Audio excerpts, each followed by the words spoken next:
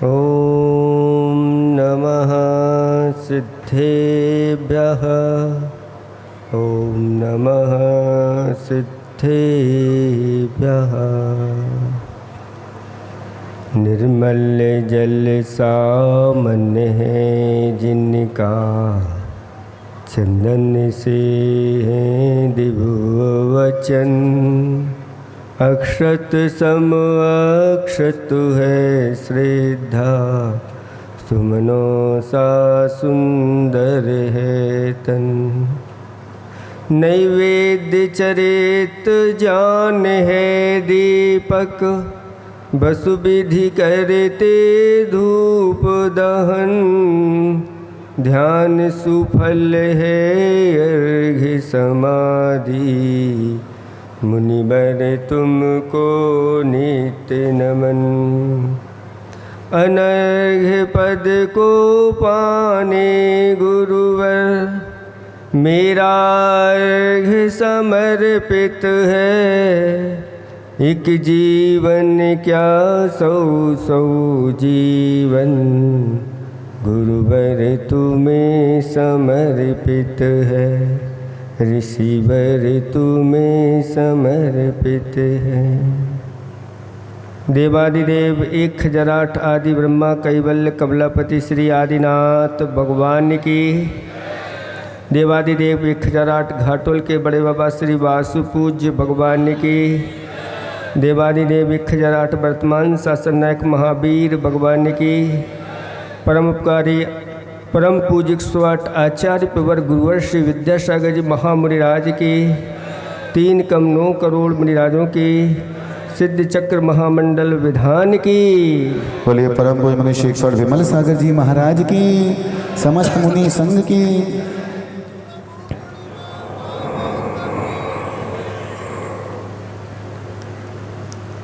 धर्म स्नेही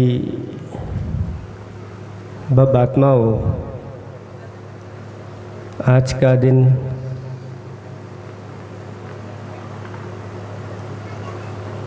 सर्व जगह इसकी प्रसिद्धि है कि जब भगवान महावीर स्वामी को केवल ज्ञान की प्राप्ति हो गई, समवसरण की रचना हो गई और सभी लोग भगवान के समवसरण में आ रहे हैं, लेकिन भगवान की दिव्य धुनी नहीं खिल रही है। एक दिन नहीं, ऐसे करते करते कितने दिन निकल गए? 65 दिन निकल गए। आज एक ऐसा व्यक्तित्व जो अज्ञान रूपी अंधकार में भटक रहा था, किसके अभाव में? सच्चे गुरु के अभाव में।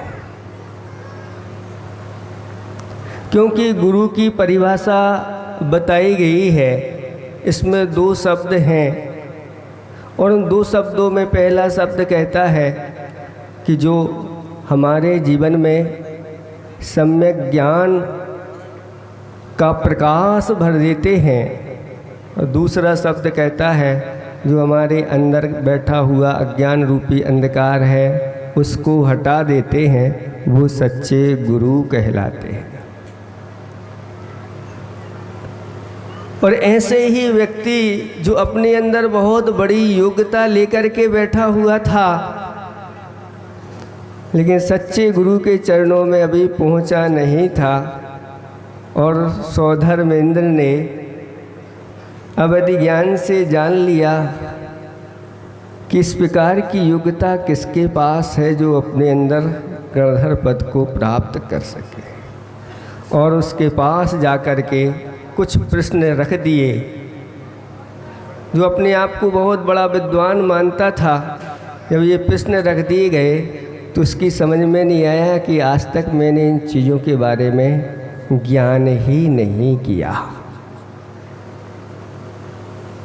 और वह कहता है अब इनका उत्तर मैं कैसे दूं, और मन में उसके आ गया कि चलो ये उत्तर तुम्हें नहीं तुम्हारे गुरु को ही देंगे। और जैसे ही समो शरण में पहुंचता है और सबसे पहले मानस स्तंभ के दर्शन होते हैं और उनका मान गलित हो जाता है और दोनों हाथ जुड़ जाते हैं और नमस्कार करके आगे भगवान महावीर स्वामी के समूह शरण में जो 12 सभाएँ लगी हुई थी पहुंच जाता है। और जैसे ही भगवान के दर्शन करता है और दर्शन करते ही यही सच्चे भगवान हैं, यही सच्चे गुरु हैं और यही सच्चे शास्त्र हैं। तीनों को उन भगवान के अंदर देख लिया और भगवान ने अभी कुछ उपदेश नहीं दिया और भगवान के सामने सारे वस्त्र आभूषण उतार करके केशलोंच करके और दिगंबर मुद्रा को धारण करके और जो पहली सभा होती है उस सभा में जाकर के विराजमान हो गए। कहते हैं कि जैसे ही वह दीक्षा धारण की अंतर से 4 ज्ञान के धारी हो गए। ऐसी विशुद्धि के साथ तो आज का दिन वो है जब गौतम स्वामी को गुरु मिले थे। कौन गुरु मिले थे? महावीर भगवान गुरु के रूप में मिले थे। और आज पूर्णिमा का दिन था, इसलिए गुरु पूर्णिमा कहलाते हैं। गौतम स्वामी को भगवान महावीर स्वामी मिले और हम सबको आज के दिन गौतम गणधर मिले। और उन गौतम गणधर की कृपा से फिर परंपरा से हमारे लिए अंतिम सुत केवली के रूप में भद्रबाहु स्वामी महाराज मिले, फिर कुंद कुंद स्वामी महाराज मिले, फिर और आगे बढ़ते चले गए आचार्य भगवंत उमा स्वामी महाराज, समंत्रपद स्वामी महाराज और आचार्य भगवंत पूज्यपाद महाराज, फिर वीरसेन स्वामी महाराज और परंपरा चलती आई और आचार्य भगवंत शांति सागर, वीर सागर, शिव सागर और आचार्य भगवंत ज्ञान सागर हमारे लिए मिले। और उनकी कृपा से आज हमको ऐसे परम गुरु के रूप में परम पूज्य स्वाट आचार्य प्रवर गुरुवर श्री विद्यासागर जी मिले हैं। और उनकी ही कृपा से आपको घाटोल वालों को ये 4 महाराज भी मिल गए। बहुत दुर्लभ है इन मुनिराजों का सानिध्य पाना। बीच में कुछ ऐसा अभाव हो गया था बड़े बड़े विद्वान हुए, बड़े बड़े शास्त्रों की व्याख्या आदि भी उन्होंने की, लेकिन मुनिराज के अभाव में उनका जीवन सूना सूना सा था। और भजनों के माध्यम से उन्होंने अपनी अंतरंग की वेदना को प्रकट किया और उन्होंने लिखा कि साधु के दर्शन कहीं पाता नहीं, दिल दुखी है दुख सहा जाता नहीं। धर्म की चर्चा जिनसे थी जा बजा, अब धर्म ढूंढे नजर आता नहीं। ये धर्म कहाँ रहता है? तो आचार्य भगवंतों ने कहा न धर्मो धार्मिकैर बिना। ये धर्म धर्मात्माओं के बिना नहीं होता। धर्मात्मा नहीं हो तो कहाँ धर्म ढूंढोगे? इसलिए आचार्य भगवंतों ने कहा ये धर्म उनके अंदर ही मिलता है। जो रत्नात्रय धर्म है, रत्नात्रय को धारण करने वाले मुनिराज। आप बहुत सारे विधान करते हैं, बिना महाराज के विधान कर लो, कैसा लगता है? और अगर महाराज मिल जाए तो कैसा लगता है? ये वर्तमान में नजारा देख रहे हैं भगवान। विधान तो आप लोग खूब करते हो, सब मिल जाते हैं, भैया जी आदि मिल जाते हैं, लेकिन जहाँ मुनिराज मिल जाते हैं तो कहते हैं सोने पे सुहागा जैसी बात हो जाती है, मणिकांचन जैसी बात हो जाती है, और लोगों की अंतरंग की भावना को फिर जगाना नहीं पड़ता, जागती चली जाती है ऐसी महिमा। तो धर्म की चर्चा जिनसे थी जा बजा, धर्म ढूंढे नजर आता नहीं। धर्म की किश्ती भंवर में जा फंसी, धर्म की किश्ती भंवर में जा फंसी, साधु तारक बिन तरा जाता नहीं, दिल दुखी है दुख सहा जाता नहीं। मन में आता है कि मैं भी साधु बनूं। क्या लिख रहे हैं वो पंडित जी कि मन में आता है कि मैं भी साधु बनूं, लेकिन साधु बिन कभी साधु बना जाता नहीं, दिल दुखी है दुख सहा जाता नहीं।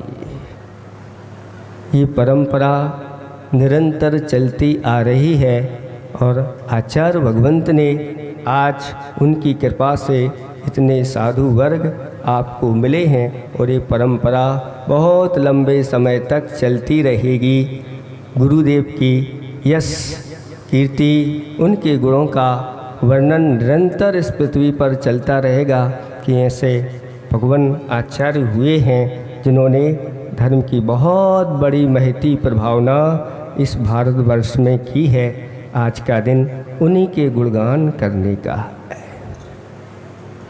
लिखा है कि अगर ध्यान का कोई मूल है, ध्यान मूलम गुरुः मूर्ति, गुरुओं की मूर्ति ध्यान का मूल है।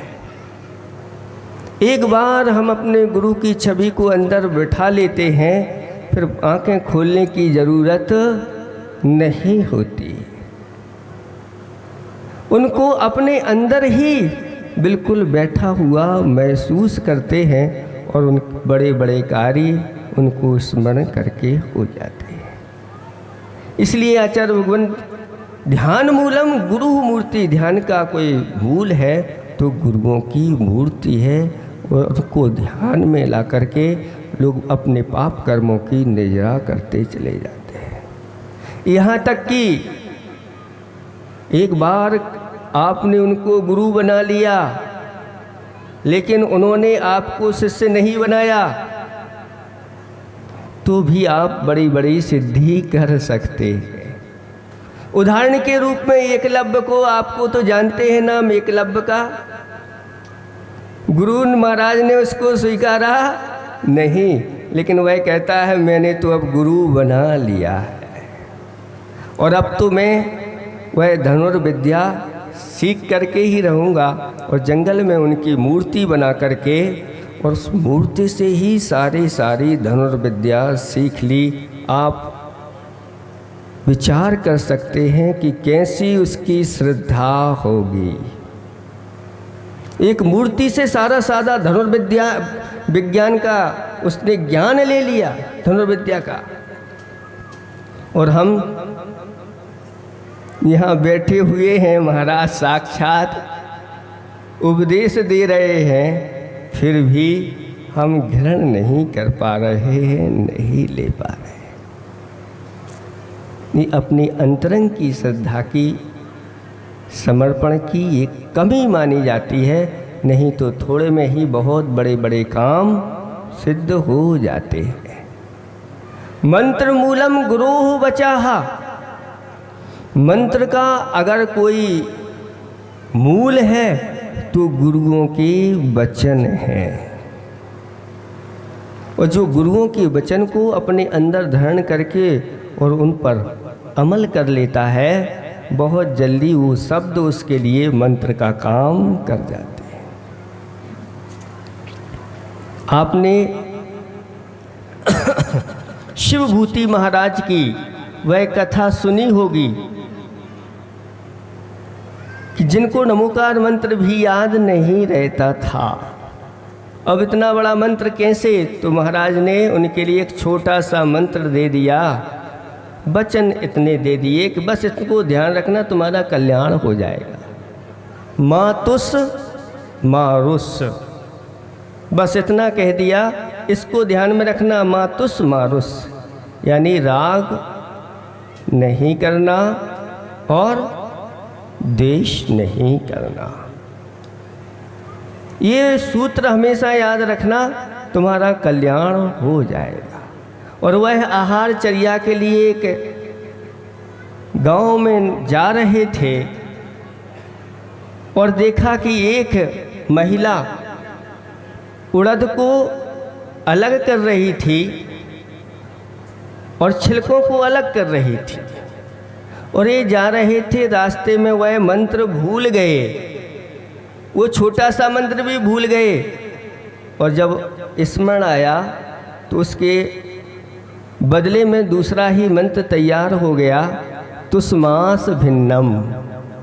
उन्होंने दिया था मातुस मारुस, लेकिन इन्होंने क्या बना लिया, तुस्मास भिन्नम।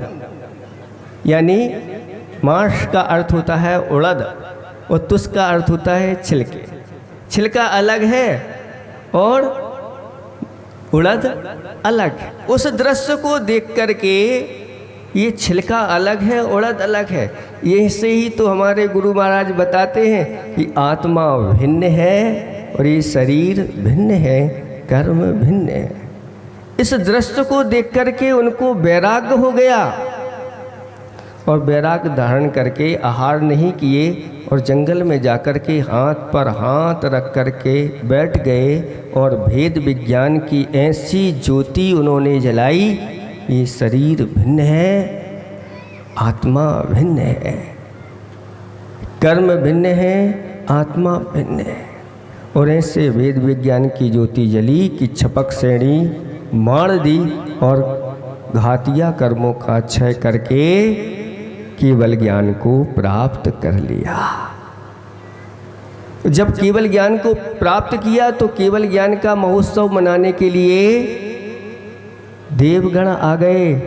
वहीं पर उनके गुरु महाराज भी बैठे थे और उन्होंने विचार किया कि ये देवगण यहाँ पर जय जयकार करके आए हैं, यहाँ पर किसी को केवल ज्ञान की प्राप्ति हुई है, चलो हम भी उनकी वंदना करने के लिए जाते हैं। और जा करके देखा तो देख करके आश्चर्यचकित हो गए, ये तो हमारा ही शिष्य वह शिवभूति है और इनको केवल ज्ञान की प्राप्ति हो गई।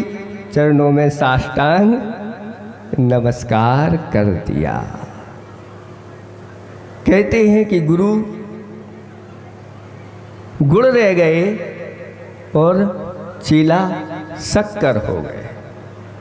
इसका अर्थ यही है कि ये सब गुरुओं की कृपा से ही जो भी बनते हैं, सब गुरुओं की कृपा से ही बनते हैं। इसलिए गुरुओं की आज्ञा जैसे ही मिलती है, गुरुओं का उपदेश जैसे ही मिलता है, उसको अच्छी तरह से अपने जीवन में उतार करके करना चाहिए। सिद्धि मूलम गुरु आज्ञा,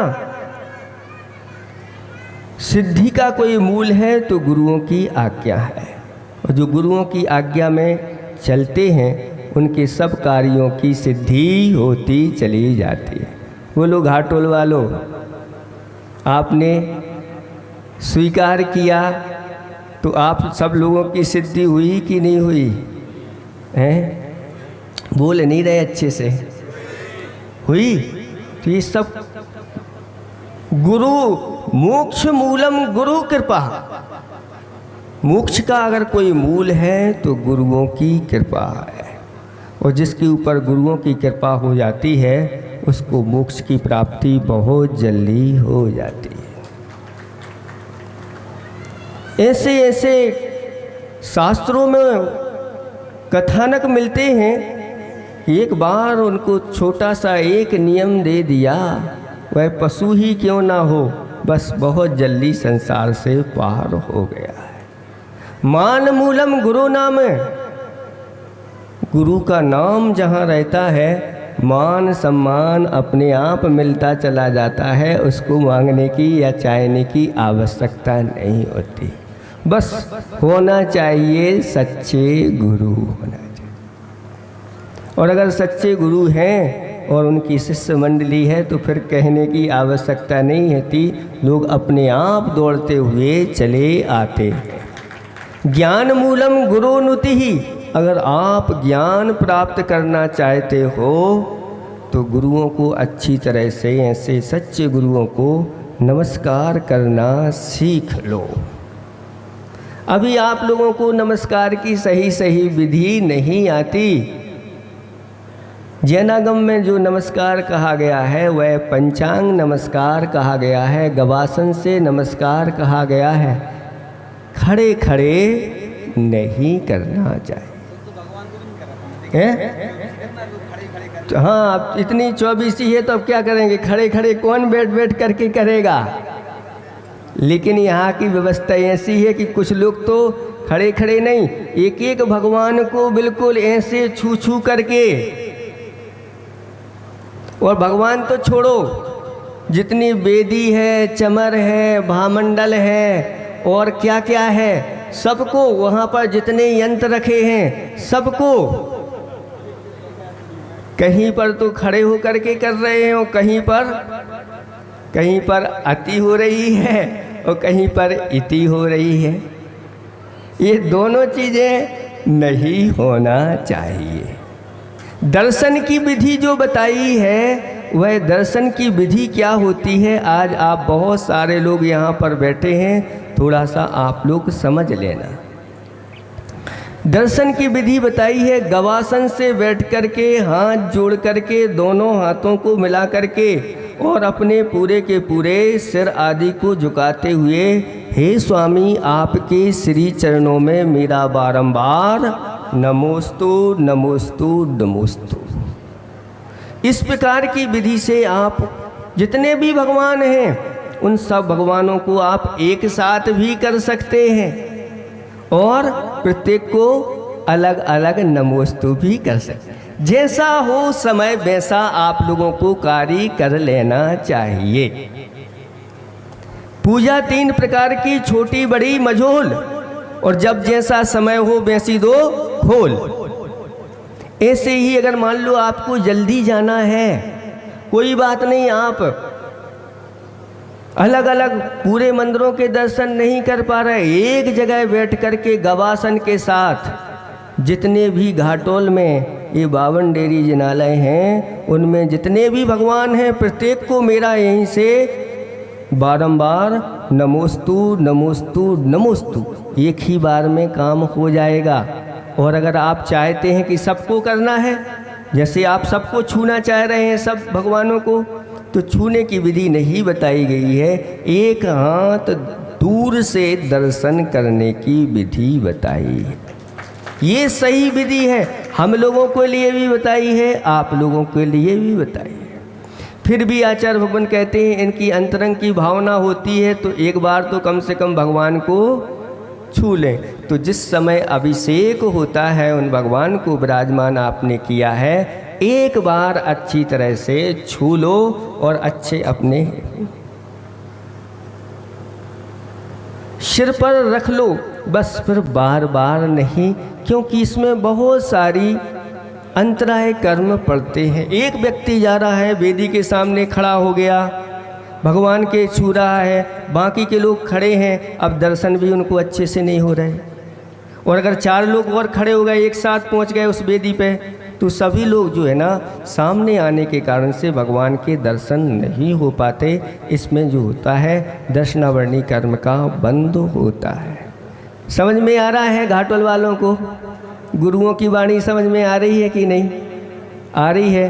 तो आप लोग अब सावधानी रखेंगे, बार बार छूने की आवश्यकता नहीं, एक बार अच्छी तरह से आप गवासन के साथ नमस्कार करो, सब आपके लिए अंतरंग में बाप जो सम्यक ज्ञान है वो आएगा और आपको विवेक जागृत होगा और आप करते चले जाएंगे। इसी प्रकार से शक्ति मूलम गुरु आसी, शक्ति का कोई अगर मूल है तो वह है गुरुओं का आशीर्वाद। गुरुदेव का वहीं से आशीर्वाद आया, घाटोल वालों के लिए इनकी शक्ति उद्घाटित हो गई और ये लोग तैयार हो गए कैसे तैयार हुए? कमर कस करके हम सब तैयार हैं और हम लोगों को भी यह लाभ मिले। और सुख मूलम गुरु दर्शनम, गुरुओं का दर्शन जो है ना सुख का मूल है। ऐसे अगर सच्चे गुरुओं के दर्शन हो जाते हैं सुख का कोई पार नहीं रहता। एक बार एक व्यक्ति गुरुदेव के कमरे में से निकला, बहुत प्रसन्न होता हुआ, आनंदित होता हुआ, और बाजू में वहाँ महाराज के कमरे में चला गया। क्यों भाई इतने प्रसन्न क्यों हो रहे हो? क्या गुरु और महाराज ने कोई विशेष तुम्हारे लिए मंत्र दे दिया? वह कहता है कहाँ महाराज, गुरु महाराज कहाँ इस प्रकार की कृपा करते हैं। तो क्या विशेष आशीर्वाद दे दिया?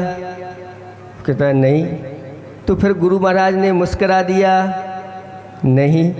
तो आपको देख लिया? नहीं। तो फिर इतने प्रफुल्लित होकर के यहाँ से क्यों निकल रहे हो? वह कहता है कि बहुत दिनों बाद मैंने एक कोनिया में बैठ कर के गुरु को अच्छी तरह से देख लिया। ऐसा मौका मिल गया और जा कर के कोनिया में बैठ कर के, कोनिया जानते हैं आप, कोने में, एक कोने में जा कर के गुरु महाराज ने नहीं देखा, लेकिन वह गुरु महाराज को देखता रहा, जी भर कर के देखा और आनंदित होता हुआ वह बाहर निकल गया। कहते हैं उनके दर्शन मात्र से दिल हो जाता है वाग वाग। ऐसे उन गुरु का अद्भुत देखा त्याग, उनकी अद्भुत त्याग तपस्या को देख करके लोगों का दिल बाग बाग हो जाता है। बाग बाग जानते हैं आप लोग? भैया कहते हैं गार्डन गार्डन हो गया, हिंदी में बोलते हैं बाग बाग हो गया। इस प्रकार की भावना लेकर के गुरुओं की कृपा से आप लोगों को मिला है। आज समापन का दिन है और आपने बड़े आनंद के साथ इस यात्रा को यहाँ तक ले आए हैं। अब आपके ये सब जो बाहर से आए हैं, कौन? श्री जी आए हैं और जिनालय आए हैं, वो सब अब बिहार कर जाएंगे और आपके यहाँ से चले जाएंगे। आप लोगों को भी ऐसी शिक्षा लेना चाहिए कि जब भी ऐसा हम विधान करें, विधान क्या करें? इस अष्टांगा में बहुत सारे लोगों ने नियम और संकल्प ले लिए हैं अष्टांगा के व्रत करने के। शुरुआत हो गई है और हमारा तो ये कहना है कि अब प्रत्येक अष्टांगा में आप लोग ऐसे ही विधान करो और ये 8 वर्ष तक निरंतर ये अष्टांगाएँ आप लोगों को करना चाहिए।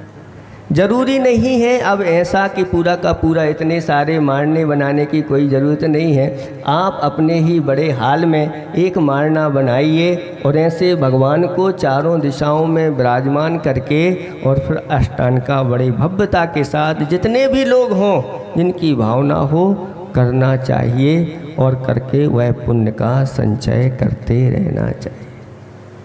कैसा लग रहा है ये दृश्य आप लोगों को? अच्छा लग रहा है कि नहीं? अगर हम विचार करें, देखो कि ये जो दृश्य दिखाई दे रहा है, जिनालय श्वेत रंग का है और भगवान कैसे हैं? पीत रंग के हैं। और अगर इसी स्थान पर पीत रंग का जिनालय हो जाए और श्वेत रंग की प्रतिमा हो जाए तो फिर दृश्य कैसा होगा, आप उसका अंदाज़ा लगा सकते हैं क्या? क्या ऐसा भी हो सकता है? अगर भावना बनाओ तो ऐसा भी हो सकता है, कोई बड़ी बात नहीं, गुरुओं के आशीर्वाद से सब हो सकता है। महाराज अब उसकी हम रक्षा कैसे करेंगे? चिंता यहाँ हो जाती है लोगों के लिए कि अगर पीत हो जाए जिनालय और श्वेत हो जाए प्रतिमा, तो उसकी हम रक्षा कैसे करेंगे? चिंता नहीं करो, आप लोगों की वहाँ दृष्टि जा रही होगी। ज़रूरी नहीं है कि वही हो पीत में और सफ़ेद। सस्ता सुंदर टिकाऊ वस्तु बनती है, लेकिन वह जब उसकी प्रतिष्ठा हो जाती है तो वह अनमोल हो जाती है। आप लोगों के पूर्वजों ने कितने जिनालय बनाए, 52 डेयरी बनाई है। कौन ने बनाए थे आपको पता है? परंपरा है, उन सेठ का नाम पता है? ये कह रहे एक बहन ने बनाई है। देखो महिलाओं में भी इस प्रकार से, जैसे अति मब्बे का नाम आता है कि उन्होंने इस प्रकार से जिनालय बनवाए, जिनबिंब बनवाए, ऐसे ही एक बहन ने कहते हैं कि ये इस प्रकार से अपनी राशि को समर्पित करके ये जिनालय बना दिया है। पिसनहारी की मड़िया प्रसिद्ध है, ऐसे ही आपकी भी ये प्रसिद्ध है। लेकिन ये तो उसने बनाए हैं, आप लोगों ने कौन से क्या बनाए हैं, आप लोगों से हम पूछ रहे हैं, बताओ। है अहिंसा मंदिर, वो तो दूर है। आदिनाथ मंदिर, वो अभी हमने देखा नहीं है कैसा बनाया है। अगर आप लोगों की अच्छी अंतरंग की भावना जागृत हो जाए तो ऐसे ही 52 जिनालय आप भी तैयार कर सकते हैं। इसमें किसी प्रकार का कोई संशय नहीं करना, बस अंदर से भावना आप लोगों को बनाना है। आप अभी हम बनवा नहीं रहे, अभी आपकी भावना अंदर से जागृत कर रहे हैं कि ये ऐसा, इसके बारे में आप जानना चाहते हो। ये चल जिनालय है।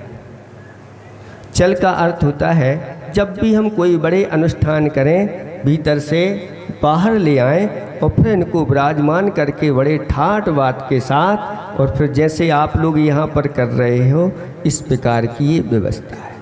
जैसे आप लोग एक क्या बना लेते हैं, पांडुशिला बना लेते हैं, उसको जहाँ चाहो वहाँ ले जाते हैं और रख करके कर लेते हैं। अगर ऐसे भी अगर आप भावना बना लो, इनका अभिषेक प्रतिदिन करने की ज़रूरत नहीं होती। जब अष्टानिक आते हैं तब इनके अभिषेक होते हैं, अथवा जब आप कोई बड़े विधान आदि करते हैं तब उनमें आपको अभिषेक आदि करने की ये भावना होती है। और आप लोग इस प्रकार के भाव जरूर बनाएंगे, क्योंकि जो सिद्ध चक्र में भाव प्रकट होते हैं वो जरूर सिद्ध होते हैं। और आप लोग इस कार्य को सिद्ध करके, ये तो कहाँ का, मालवा का है, अभी बागड़ का अभी नहीं है। ये कम से कम बागड़ में तो ऐसा हो कि सभी लोग उसको ले जा करके स्थापना करके उसकी आराधना करें। अरे अभी तो हम भाव बना रहे हैं, अभी धीरे धीरे, जल्दी नहीं करते हम। अभी तो पेपर जो है ना अभी देंगे थोड़ी ऐसे। आप लोगों की भावना देखना है, कोई बड़ा काम नहीं, बहुत छोटा काम है। आप कहोगे मिनटों में कर देंगे महाराज इसको, लेकिन आप जब तक अंतरंग से आपकी भावना जागृत नहीं होगी तब तक ये कार्य आपको मिलने वाला नहीं। और जैसे ही अंतरंग की भावना जागृत होगी ये काम बहुत जल्दी सिद्ध हो जाएगा। और इससे भी बढ़िया आपको ऐसा दृश्य सामने आएगा जब आपका ही नंदीश्वर हो और आप ही पूजा करने वाले हो, फिर उसका आनंद कहना ही क्या। ज़्यादा लोगों की आवश्यकता नहीं रहती, मात्र 52 लोग चाहिए, जिसमें सारी चीज़ें रहती है। नीचे से पर्वत भी है, जिनालय भी है, और इसके साथ साथ शिखर भी है, और चमर भी हैं, अष्ट प्रातिहार भी हैं, अष्ट मंगल भी हैं, और ध्वजा भी हो। सब आपके ही द्वारा वह सारा बनाया गया हो। आज बड़े बड़े जिनालय आप लोग नहीं बना पाते, तो ऐसे छोटे छोटे जिनालय बना करके अपने जीवन को धन्य करना चाहिए, और ऐसे कार्य करके अपने जीवन को सार्थक करना चाहिए। ऐसे बहुत लोगों की भावनाएं पूर्व में की गई। देखो आपने सुना होगा, चामुंड राय का नाम सुना है, उनकी माँ कालला देवी थी। उनकी भावना उत्पन्न हुई कि मैं बाहुबली जो पूदनपुर में 500 धनुष प्रमाण सभा 500 धनुष प्रमाण है, उन प्रतिमा के मुझे दर्शन करना है, लेकिन अब वहाँ जा नहीं सकते। अब माँ की भावना कैसे पूरी की जाए? अब बताओ माँ की भावना कैसे पूरी की जाए? तो गुरुओं के चरणों में पहुंच गए चामुंड राय। नेमिचंद्र महाराज के चरणों में पहुंच करके उन्होंने भावना की कि यहाँ पर ऐसी कोई व्यवस्था हो जाए तो गुरु की कृपा से और अपनी माँ को ऐसे दर्शन मिल जाए तो वह मेरी माँ धन्य हो जाए। और गुरु ने आशीर्वाद दिया और जाकर के इतने बड़े बाहुबली तैयार हो गए। आपको पता है जो बाहुबली भगवान की मूर्ति जब वह उस पत्थर में से उकेरी गई, जो पत्थर अलग किया जा रहा था उतने पत्थर के बराबर जो कारीगर थे बनाने वाले उनके लिए सोना दिया जा रहा था। ऐसी उदारता देखो। और जब इस प्रकार का कार्य हुआ तब ऐसी अद्वितीय बाहुबली भगवान की ये प्रतिमा आप लोगों को मिली है। युग के आदि में कैलाश पर्वत पर भरत चक्रवर्ती ने रत्नों के जिनालय, स्वर्ण के जिनालय, रजत के जिनालय और भी बाद में दलामची दास जी ने यात्रा की है, वहाँ पर ताम्र के भी जिनालय मिलते हैं। और ऐसे ही रत्नमयी प्रतिमाएं उनमें विराजमान हैं। आज हम इतने बड़े बड़े जिनालय नहीं बना सकते, लेकिन इतनी एक छोटी कृति कितनी अच्छी सुंदर यह कृति है। ऐसी कृति तैयार करके और अपने आप को, अपने जीवन को धन्य बनाएंगे। इन्हीं भावना के साथ आज एक बात और आप लोगों से कहना है कि आज गुरु पूर्णिमा के दिन आपके बच्चों के अंदर भी अच्छे संस्कार पड़ें, तो आप अपने बच्चों को ऐसे ही संस्कारित स्कूलों में अपने बच्चों को भेजें। आपके यहाँ भी एक ऐसा विद्यालय चलता है जो गुरुदेव के नाम से वह विद्यालय चलता है, जहाँ पर बच्चे जाकर के अगर चाहें तो ऐसे धार्मिक अनुष्ठानों में छुट्टी भी ले सकते हैं। और साथ साथ में वो यहाँ के धार्मिक अनुष्ठान के अनुसार प्रेयर, प्रार्थना आदि भी ये सारी चीज़ें उनको करने को मिलती है। और ऐसे बच्चे अगर जैन समाज के बच्चे उसमें हैं और अगर बच्चे भर्ती हो जाते हैं तो उनकी संगति भी बहुत अच्छी मिलती है, जिसके माध्यम से उनका जीवन बहुत अच्छा बना। इसलिए इधर उधर नहीं, जहाँ जैन धर्म के या नैतिक संस्कार दिए जाते हैं, अपने भारतीय संस्कार दिए जाते हैं, ऐसे ही स्कूलों में अपने बच्चों को भेजना चाहिए। हम आपको अभी एक रास्ते में कोई व्यक्ति बता रहा था महाराज कि एक स्कूल में एक बच्चे ने जय हिंद बोल दिया। उस बच्चे को सजा दी गई उस स्कूल के मास्टरों ने, यहाँ जय हिंद नहीं बोल सकते। जब ऐसा पता चला कि उस बच्चे को घंटों वहाँ रोक के रखा है, उसने बच्चे ने किसी का मोबाइल लेकर के अपने माता पिता को सूचना दी। और माता पिता को अगर पता चला और पूरा का पूरा समाज इकट्ठा हो गया वहाँ पर और कह दिया कि इस स्कूल में मेरे एक भी बच्चे नहीं रहेंगे, सारे बच्चे निकले। बस इतना कहा नहीं कि वे हाथ जोड़ के खड़े हो गए, नहीं, आप जो कहोगे बच्चे यहाँ करेंगे। तो उन्होंने कहा कि यहाँ बच्चे कम से कम सप्ताह में एक बार नमोकार मंत्र जरूर पढ़ेंगे। उस स्कूल वालों ने स्वीकृति देना पड़ी। जब ऐसे स्कूल में जहाँ हम अपनी हिंदी नहीं बोल सकते, जय हिंद नहीं बोल सकते, अपने भगवान का नाम नहीं ले सकते, ऐसे स्कूलों में आप अपने बच्चों को भेज रहे हो, ये बहुत बड़ी आपकी भूल है। इसलिए ऐसे स्कूलों में नहीं, अच्छे संस्कार वाले स्कूलों में भेजें और इस गुरु पूर्णिमा को सार्थक करें। अहिंसा परमो धर्म की। सबको हमारा आशीर्वाद है। एक बात और कहना है कि देखो ये बहुत व्यवस्थित कार्यक्रम हुआ है, ये किसकी देन है? तो ये यहाँ पर आपको बैठे हुए हैं विधानाचार्य भैया जी, इनकी ही ये देन है। ये जाने वाले थे, गुरुजी ने इनको बुला लिया था। गुरुजी को पता थोड़ी था कि यहाँ पर हैं ये, और ये कह रहे थे महाराज जी आशीर्वाद दो, हम तो जा रहे हैं और यहाँ पर कोई दूसरे भैया आ जाएं तो ठीक है। हम इतने बड़े कार्यक्रम को कौन भैया जी संभालेंगे? एक बार धैर्य रखो, गुरुजी के लिए प्रार्थना करवाई, यहीं से हमने खबर भिजवाई विनय भैया के द्वारा। और गुरुजी का आशीर्वाद आया। कितना बड़ा कार्यक्रम है, अब कौन संभालेगा? अगर कोई दूसरा हो तो देख लो, नहीं तो ये आप लोगों के पुण्य की वजह से वासुपूज भगवान की कृपा हुई और आपको ये सब कार्यक्रम अच्छी तरह से ये कार्य हो गया। सबको जिन्होंने भी तन मन धन से समर्पित होकर के यहाँ होकर के कार्य किया है, सबको हमारा यहीं से आशीर्वाद है, कोई भी रह ना जाए। अहिंसा परमो धर्म की। हेलो।